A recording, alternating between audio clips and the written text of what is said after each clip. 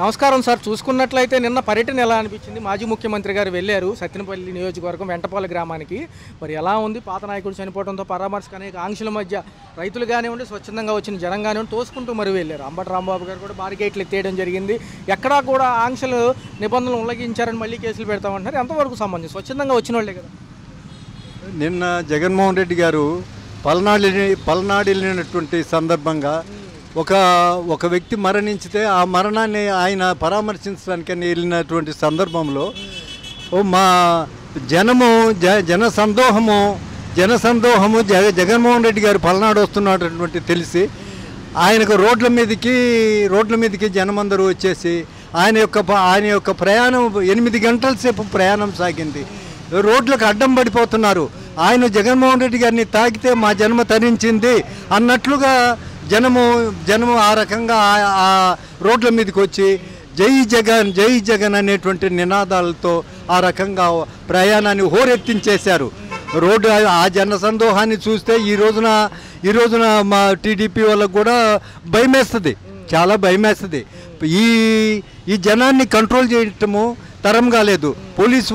ఎంతమంది పోలీసు వారు వస్తారు, ఎంతమందిని ప్రజలను లక్షల మంది ప్రజలను ఎవరు కంట్రోల్ చేస్తారండి?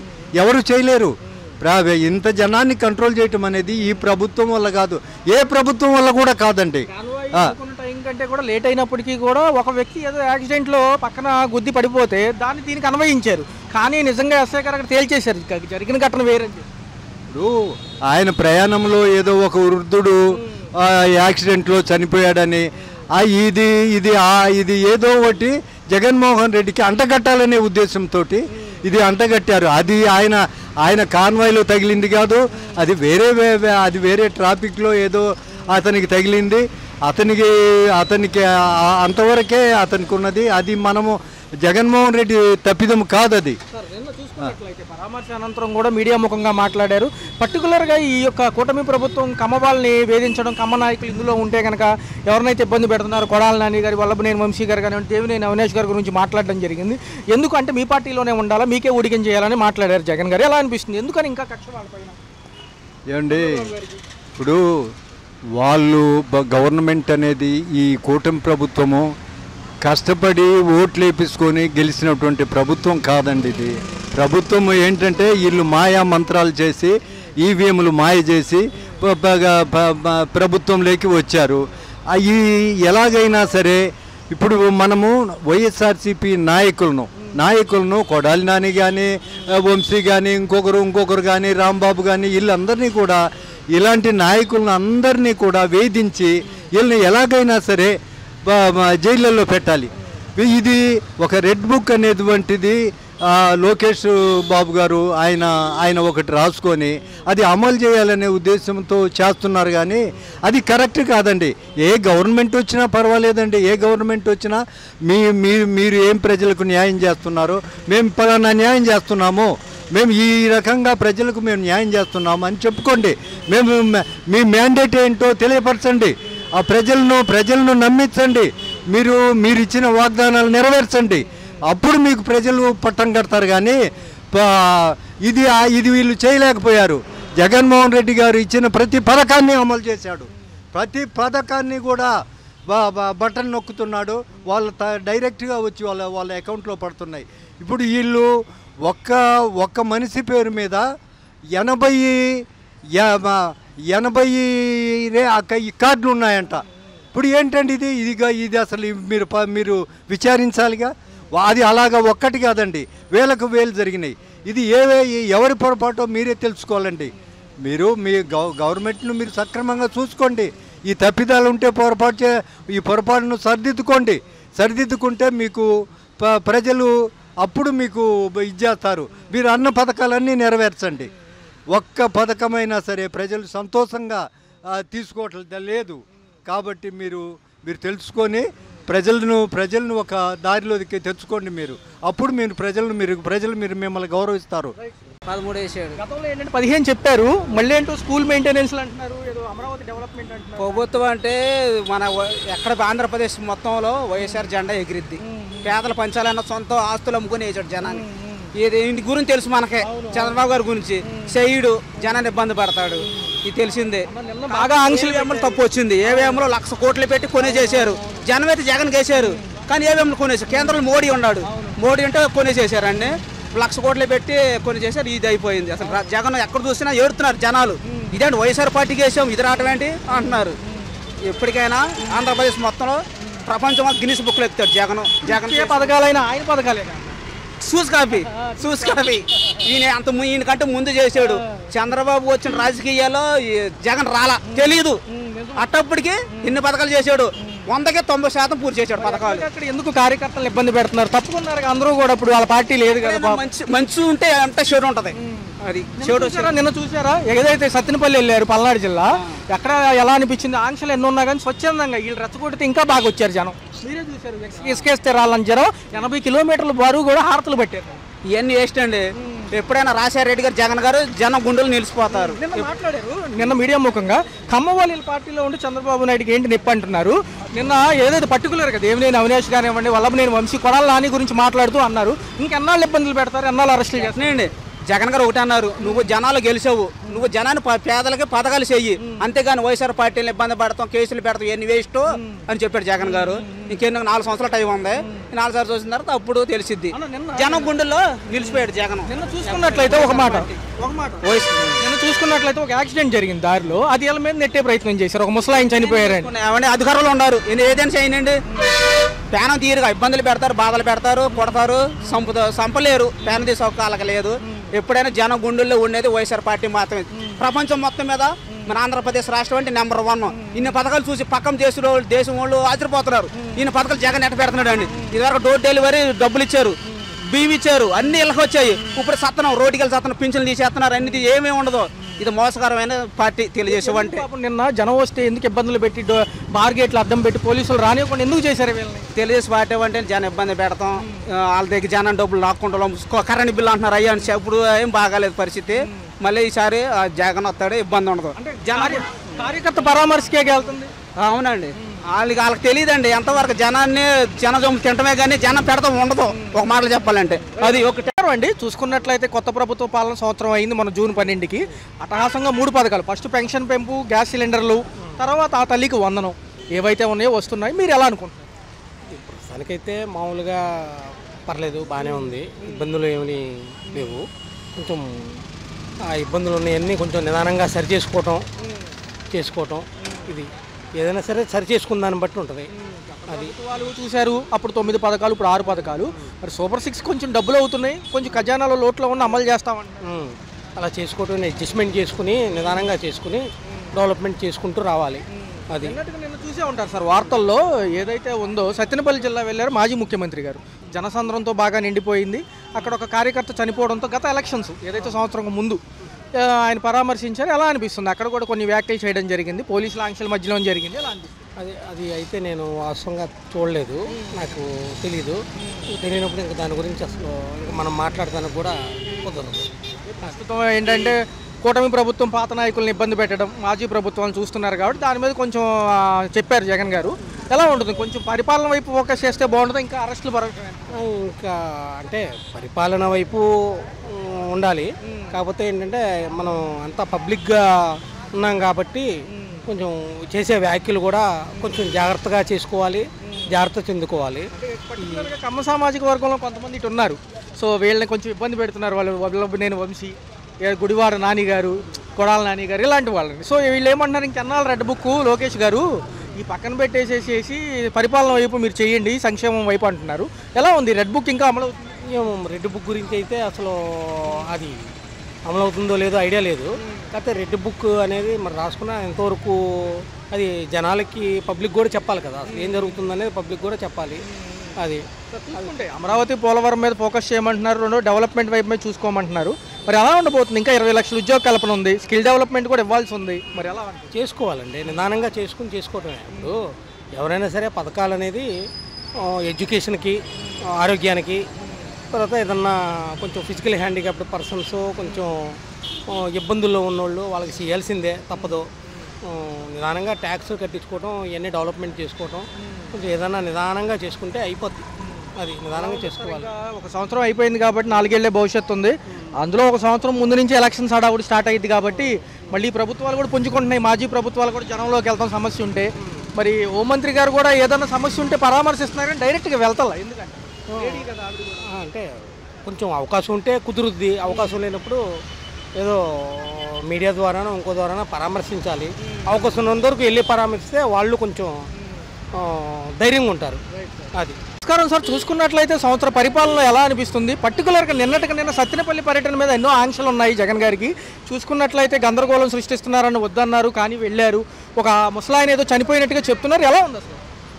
ఒక వృద్ధుడు చచ్చిపోయిన మాట వాస్తవం. జగన్ కాన్వాయే వద్దుంది అనేది కూడా వాస్తవం. ఒకటండి, వీళ్ళు ఏంటంటే అనవసరమైన విషయాల కోసం ఎక్కువగా ఏదో జనానికి ఏదో మేము చేసేస్తున్నాం, మేము ఇంకా ఏదో చేసేసేవాళ్ళం అనే జనాన్ని మభ్యపెట్టడానికి తప్ప జగన్ దగ్గర ఏమీ లేదండి. ఒక పరిపాలన దక్షత లేదు, పాడు లేదు, ఏమీ లేదు. ఆయన మూర్ఖుడు, చెప్తే వినడు. ఆయన ఏంటంటే ఆయనదంతా ఒక రౌడీజం టైప్ మానసికమైన పరిస్థితి, ఒక డిఫరెంట్ క్యారెక్టర్, ఒక పెక్యులర్ క్యారెక్టరు. అతన్ని ఎవరు ఏం చేయలేము. అతను అలాంటి వ్యక్తి ఉండటం వల్ల రాష్ట్రానికి నష్టం తప్ప ఎంత మాత్రం లాభం లేదు. నిన్న పర్టికులర్గా సభలో కూడా సభానంతరం పరామర్శ అనంతరం కమ్మ వాళ్ళ గురించి మాట్లాడడం జరిగింది. ఎవరైతే మా పార్టీలో ఉంటే మీకు ఇబ్బంది ఏంటి, మీకు ఊడిగం చేయాలా అన్నట్టుగా నిన్న సభా సమావేశం జరిగింది. సాయంత్రం వరకు కూడా చూశారు. ఎలా అనిపిస్తుంది? అసలు కమ్మవారు ఎంత పర్సెంటేజ్ ఉన్నారండి స్టేట్లో? మహా అయితే 2 నుంచి 5% ఉన్నారండి. 5% కమ్మవారుగా చేస్తారు. నేను అమ్మబడి పడిందండి, తల్లికి వందనం పడింది. మా ఇంటి పక్కనే 4 ఉన్నారు బిడ్డలు. ఒక తల్లికి 4 పడింది. 4 ఇట్లా 5 ఇట్లా 6 నువ్వు అక్కడికి వేసావు, ఆయన 4 వేసారు. అసలు ఈరోజు ఒక విజనరీ అనే ఆయన ఇలాంటి ముఖ్యమంత్రి ఉండటమండి. నేను టీడీపీ కాదండి, కానీ ఇలాంటి ముఖ్యమంత్రి ఉండటం ఖచ్చితంగా అత్యవసరం అండి. ఎందుకంటే ఆయన భవిష్యత్తు గురించి ఆలోచిస్తాడు తప్ప ఇప్పటికిప్పుడు ఇవాళ చెట్టు నాటేసి రేపు ఫలం కోసుకుందామంటే అది జరిగే పని కాదండి. ఆయన విజనరీ. అలాంటి వ్యక్తి ఆంధ్రప్రదేశ్ రాష్ట్రానికి అవశ్యం. ఇప్పుడు ఆయన చంద్రబాబు నాయుడికి ఇవాళ అవసరం లేదండి, ప్రజలకే చంద్రబాబు నాయుడు అవసరం అండి ఖచ్చితంగా. ఎందుకంటే శాడిస్టులు ఎలాంటి వాళ్ళండి? బోరగడ్డ అనిల్ ఎవడండి ఏం మాట్లాడాడో చూశారుగా. ఇలాంటి పనికి వాళ్ళందరినీ పెట్టుకోవడం వల్ల కేవలం పార్టీ ఓడిపోయిందండి. ఒక 10 మంది వ్యక్తులు, పేరునాని, కొడాలని, బోరగడ్డ అనిలు, రోజా, ఇలాంటి పనికి వాళ్ళు దరిద్రమైన మాటలు ఆ రోజు చంద్రబాబు నాయుడు జైల్లో పెట్టినప్పుడు ఏం మాట్లాడారండి? వాళ్ళు 73 సంవత్సరాలు ఇంకా ఆయనకు దోమలు కొట్టగా హీరోయిన్లు వచ్చి కొడతారని అడిగిందండి. నిన్న ఆయన కొమ్మినేని గారికి ఏమంటుందండి? ఆయనకి 70 ఏళ్ళు అంటుంది. వాడు అవతల ప్రొవోక్ చేస్తాడండి. ప్రొవోక్ వచ్చి రెచ్చగొట్టి ఏదో రాబడతాడు. మళ్ళీ ఏమంటాడండి? సన్నాయి ఒత్తులు ఒత్తుతాడు. మనం మాట్లాడకూడదులేండి అలాంటివేనని. అలాంటి వాడు కొమ్మినేని ఆయన శ్రీనివాసరావు గారు. మొదటి నుంచి ఆయన భావజాలం అంతేనండి. అతను సాక్షి టీవీలో పనికిమాలిన మాటలు మాట్లాడి, పనికిమాలిన డిబేట్లు పెట్టి, పేడ్ యాక్టర్లు తీసుకొచ్చి డబ్బులు ఇచ్చి మాట్లాడించి జనాన్ని ప్రొవోక్ చేసి రెచ్చగొడతారు తప్ప వాళ్ళకి పరిపాలన కానీ ఏమీ దరిద్రం ఏమీ తెలియదండి. సభలో కూడా రెడ్ బుక్ రాజ్యాంగం అమలు అవుతుంది, మేము భయపడము, కార్యకర్తలు సిద్ధంగా ఉండండి, అయితే డైరెక్ట్గా ఇన్వాల్వ్ అవ్వకండి అని చెప్పి మాట్లాడారు. ఎలా అనిపిస్తుంది? ఇంకా రెడ్ బుక్ ఉందా అసలు? సార్, కార్యకర్తలు ఈరోజు టీడీపీ కార్యకర్తలు చాలా చాలా చాలా బాధపడుతున్నారు, చాలా కోపంగా కూడా ఉన్నారండి. ఎందుకంటే సార్, ఇప్పుడు ఎవరండి సిఐడి సంజయ్కి ఏంటండి పరిస్థితి? ఇప్పుడు సంజయ్ గారు తీసుకెళ్ళి కోర్టులో అప్పచెప్పాలి, అంతవరకే అండి. ఆయన కోర్టులో అప్పచెప్పిన తర్వాత ఢిల్లీ వెళ్ళి, బెంగళూరు వెళ్ళి, బాంబే వెళ్ళి ప్రెస్ మీట్లు పెడతాడు. చంద్రబాబు నాయుడికి నేను ఎలా అయినా శిక్ష వేపిస్తా అని. ఆయన ఎవరండి? కోర్టుకి అప్పచెప్పడం వరకే ఆయన పని. అంటే అసలు అతను మామూలుగా ఆంధ్రప్రదేశ్ ఉద్యోగ లేకపోతే జగన్ ఇంట్లో పని మనిషి కూడా అర్థం కాదు. వీళ్ళు చేసే అంత దరిద్రం, చండాలం, అసలు దారుణాలండి. చూసుకున్నట్లయితే సార్ చెప్పినట్టుగానే మొదటి పెన్షన్ ఇచ్చారు, గ్యాస్ సిలిండర్లు వచ్చాయి, ఇప్పుడు తల్లికి వందనం వచ్చింది. చెప్పినట్టుగా చెప్పారు క్లారిటీగా. 2000 స్కూల్ మెయింటెనెన్స్కి ఇచ్చారు. చూసుకుంటే 13,000 అకౌంట్లో పడ్డాయి. అందులో కూడా పడకపోయినా మళ్ళీ రెన్యూవల్కి కూడా ప్రాసెస్ ఉంది సార్. 13,000 పండి అంటే ఒకటండి, వాళ్ళు చెప్పారు, చాలా క్లియర్గా చెప్పారు. మొదటైతే చెప్పలేదండి, అది పొరపాటు. తర్వాత వాళ్ళు చెప్పింది ఏంటంటే స్వచ్ఛాంధ్రకి 1000 రూపాయలు, అమరావతి క్యాపిటల్ గెయిన్స్ అండి, అమరావతిని డెవలప్ చేయడం కోసం ఒక 1000 రూపాయలు అలా తీసుకున్నారు తప్ప వేరే ఏమీ కాదండి. అలా కాకపోతే మొదట చెప్పకపోవడం అనేది చిన్న పొరపాటు. ఈరోజు బ్రహ్మాండంగా అమలు అవుతున్నాయి సార్. ఒకటి, మీరు 6 పథకాలు చెప్పారు. 6 పథకాల్లో ఆల్రెడీ 3 పథకాలు బ్రహ్మాండంగా అమలు జరుగుతున్నాయి.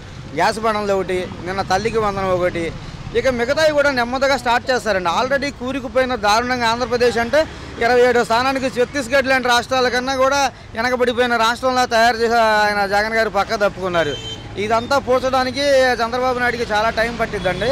సంవత్సరంలోనే ఏమంటున్నారంటే ఈ సభలో ఏదైతే ప్రెస్ మీట్లో మేము భయపడము, ఇలాంటి కేసులకి సిద్ధంగా ఉంటాము, జగన్ 2.0లో అందరికీ మేము బ్లూ బుక్లో రాసుకుంటున్నాము ఇవన్నీ అంటున్నారు కదా, వచ్చేది మేమే, వచ్చే ఎలక్షన్స్లో ప్రజలు గమనిస్తున్నారు అంటున్నారు. నిజంగా ప్రజలు ఎటువైపు ఉన్నారు సార్? ప్రస్తుతానికైతే ఖచ్చితంగా తెలుగుదేశం వైపే ఉన్నారు.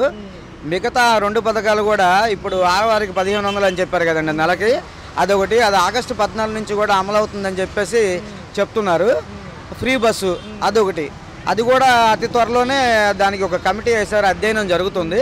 ఎందుకంటే అండి కర్ణాటకలో, తమిళనాడులో ఒక రకంగా అది ఫెయిల్యూర్ అయింది. ఆ విధంగా కాకుండా దాన్ని ఏదైనా మార్పులు చేర్పులు చేసి చేద్దామనే ఆలోచనతో చంద్రబాబు నాయుడు అండ్ కంపెనీ ఉన్నారు. ఖచ్చితంగా ఆయన అమలు చేస్తారు, నెమ్మదిగా అన్నీ అమలు చేసుకుంటూ వెళ్తారు. ఏంటంటే మన జగన్మోహన్ రెడ్డి గారు ఉన్నప్పుడు డబ్బులు పంచడమే పనిగా పెట్టుకున్నారండి. ఒక డెవలప్ లేదు, ఒక రోడ్డు వేసింది లేదు, పాడు లేదు. దరిద్రుల్ని పెంచి పోషించి రాష్ట్రాన్ని నాశనం చేసేసారండి. ఇప్పుడు ఇన్కమ్ సృష్టించి పంచండి, తప్పు లేదు, అంతే కదండి. ఇన్కమ్ జనరేట్ చేయండి, పంచండి. మీరు ఏ కాడగా అప్పులు తెచ్చి పంచుతాం అంటే ఇంతేనండి. మరి ధరలు పెరగకుండా ఉంటాయా? అన్నీ పెరుగుతాయి, అన్నీ తిరిగి ఏమైనా ప్రజల మీదే కదండి పడేది, ప్రజలే కట్టాలి కదా. ఇది అర్థం చేసుకోరు ప్రజలు. జగన్ 15,000 ఇచ్చాడు, జగన్ 12,000 ఇచ్చాడు. ఇయేనండి ప్రజలు తెలుసుకోవాల్సిన చాలా ఉండాలండి. ప్రజలకు అవేర్నెస్ రావాలి. ప్రజలకు అవేర్నెస్ వస్తేనే ప్రభుత్వం గట్టిగా నిలబడుద్ది, అండగా నిలబడుద్ది, రాష్ట్రం అభివృద్ధి చెందిద్ది. యాక్చువల్గా ఏంటంటే ఈ గవర్నమెంట్ తరఫున పనిచేసే వాళ్ళు కానీ ఈఎంసీ కానీ పథకాల లిస్టులోకి రారు, ఎందుకంటారు అసలు? ఫస్ట్ నుంచి ఎందుకు లేదు? ఫస్ట్ ఆఫ్కోర్స్ కింద మేము చేస్తున్నామండి. మామూలుగా మాకు వచ్చేదేమో 21 జీతం, 21 జీతంలో 18,000 వస్తాయి మాకు కట్టింగులు పోను. మళ్ళీ అవి కట్టింగులు పోను 3,000 ఏమో ఛార్జీలకి. ఇంకేం మిగులుతాయండి? మరి మాకు మా తల్లి వందనం కూడా అయిపోతే ఎట్లాగండి? మరి మేము మరి మున్సిపాలిటీ తరపున బతికే వాళ్ళం ఏమైపోతామండి? ఒకసారి దయచేసి చంద్రబాబు గారిని మరి వేసి మనస్ఫూర్తిగా కోరుతూ మరి మమ్మల్ని కూడా జ్ఞాపకం చేసుకోమని ఒకసారి చెప్పండి. పిల్లలకి, బంధువులకు కానివ్వండి, లేకపోతే మనవరాళ్ళకి ఏదన్నా వచ్చిందా?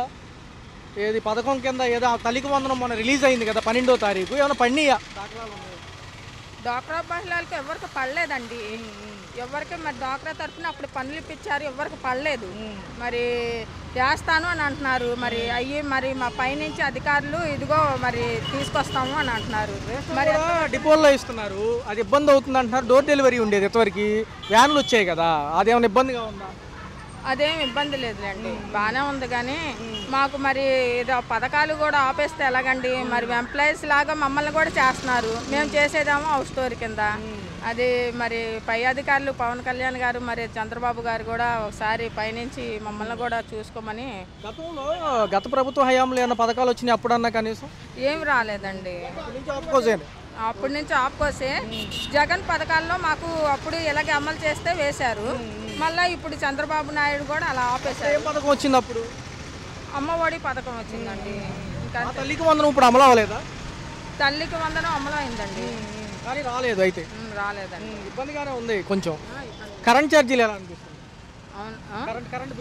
కరెంట్ బిల్లులు కూడా ఎక్కువగానే వస్తున్నాయండి. మరి ఛార్జీలు కూడా బాగానే వస్తున్నాయి. మరి మేము మరి కింద మరి లేబర్ అనేది బతకాలి కదండి, వాళ్ళని కూడా కొద్దిగా చూసి పైన అధికారులు చేస్తారని. హలో, తెలుగు రాజ్యం ఛానల్ చూస్తున్నారా?